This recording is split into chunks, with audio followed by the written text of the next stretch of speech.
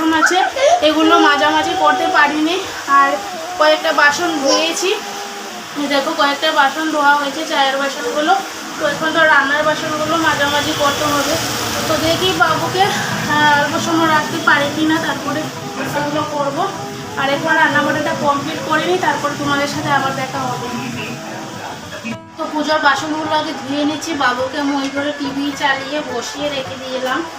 তো ও টিভি দেখছে, ভাবলাম না বাসনগুলো মেজে নিই, না তো মাছ তাহলে এক সময় থেকে ধোয়াধুয়ি করতে পারছি না কিছুই। তো পুজোর বাসনটা ধুয়ে নিলে তারপরে আমি রান্নার বাসনগুলো করে ধুয়ে নেবো। আর আমি মটর পনিরটা বসিয়ে তারপরে এখন পুজোর বাসনটা ধুয়ে নিচ্ছি। আর আজকে বাবুকে স্নানটা দেবো না, কারণ কাশিটা কমে নেই। আর শুধু শরীরটা ওকে গরম জল দিয়ে মুছে আর কাপড় চেঞ্জ করে দিয়ে দেবো। আর এখন ওকে ঘুম পাতানোরও টাইম হয়ে যাচ্ছে, কিন্তু কিছু পারছি না, কী করবো বলো। মানে এদিকে যদি রান্না কমপ্লিট না করি তবে হচ্ছে না, আর এদিকে ছেলেকেও খাওয়াতে হচ্ছে, খাওয়ানো মানে দেরি হয়ে যাচ্ছে। তো সকালবেলা খাওয়ানো হয়ে গেছে, জাস্ট অল্প আগে খাওয়ালাম। আর কী বলবো বলো, মানে এইভাবে আমি কাজকর্মগুলো করি, কিছু করার নেই আমার। যেভাবে যেমন করে সুবিধা করতে পারি আমি তেমন করে কাজ করি, তাতে কিছু ভাবলেও আমার সাথে কিছু করার নেই। কারণ আমি আমার বুঝিয়ে নিয়ে চলতে হবে, তাই না? তো যখন দেখি আমার ছেলে বসে আছে তার ফাঁকে ফাঁকে কাজ করি, যখন দেখি না ছেলে ঘুমিয়ে আছে তখন তার ফাঁকে কাজ করি, বা হয়তো কোনো সময় ওকে খুলে নিয়েও কাজ করতে হয়। মানে আমার যেমনভাবে আমি সুবিধা করতে পারি তেমনটাই করি।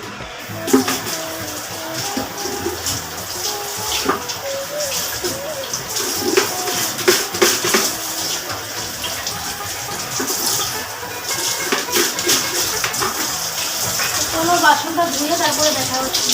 তো রান্না বান্না কমপ্লিট হয়ে গেছে, চলো সব কিছু দেখিয়ে দিই তোমাদেরকে। এই যে এখানটায় আছে মটর পনির, আর এই যে এখানটায় আছে ডাল, আর এই দেখো এটা হলো সকালের বেগুন ভাজা দেখিয়েছিলাম, আর এই হলো নিরামিষ সবজি। বাবাই পরে যাবো তোমার। তো এই ছিল রান্না বান্না আজকে দুপুরবেলার। তো আর আমি দেখো ভাত বসিয়ে দিয়েছি, ভাতটা হচ্ছে। তো ভাতটা হওয়ার পর গ্যাসটা মুছে নেবো, বাস আমার রান্না বান্না কমপ্লিট হয়ে যাবে। তারপরে বাবুকে অল্প আমি মানে গরম জল দিয়ে একটু শরীরটা মুছে দেবো, বাস তারপরে বাবুকে ঘুম পাতাবো। তো চলো ভাতটা হয়ে যাক, তারপরে বাবুকে ফ্রেশ করিয়ে দিই, তারপরে দেখা হবে। তো ভাতটা হয়ে গেছে, গ্যাসের চুলাটা ক্লিন করে নিচ্ছি।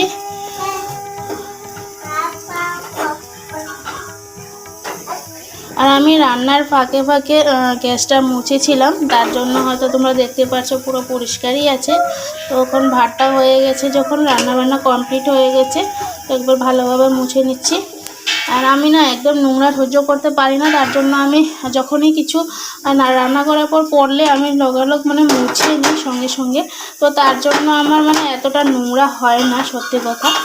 তো কোনো সময় যখন পারি না তখন হয়তো একটু বেশি নোংরা হয়ে যায়, না তো আমার এতটা নোংরা হয় না, আমি সঙ্গে সঙ্গে মুছে নিই বলে। তো চলো আমার গ্যাসের চুলাটা মোছা হয়ে গেছে। তো বন্ধুরা দুপুরের খাওয়া দাওয়া নিয়ে বসে গেছি, ভাই এখন পর্যন্ত আসেনি। তো আর আমি সকালবেলা খাইনি বলে খুব খিদে পেয়ে গেছিলো, তো আমি খেয়ে নিচ্ছি। তো এই দেখো আমার খাওয়া নিয়ে বসে গেছি আমি। পনিরের ঝোল, মটর পনির আর নিরামিষ সবজি বেগুন ভাজা। আর আমি ডাল খাই না, তার জন্য নিলাম না। তো আমি সব একসাথে নিয়ে নিয়েছি। তো চলো আগে খেয়ে দিয়ে নেই। আর বাবুকে সামনেই বসিয়ে রেখেছি, ভাবছি যদি একটু আমার থেকে খায় তার জন্য। তো চলো আগে খাওয়া দাওয়া করে নিই। তো এখন বাজে হলো 3টা 10, 3টা 10 হয়নি, 5 হয়েছে। আচ্ছা যাই হোক, তো চলো খাওয়া দাওয়া করে নিই, তারপরে আবার আসছি। এখানে আসো,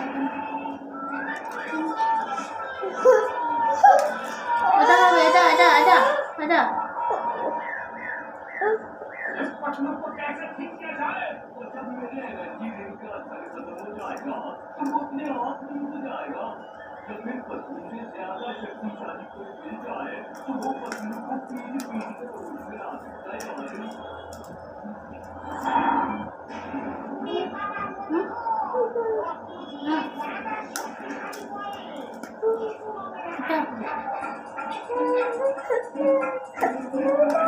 আচ্ছা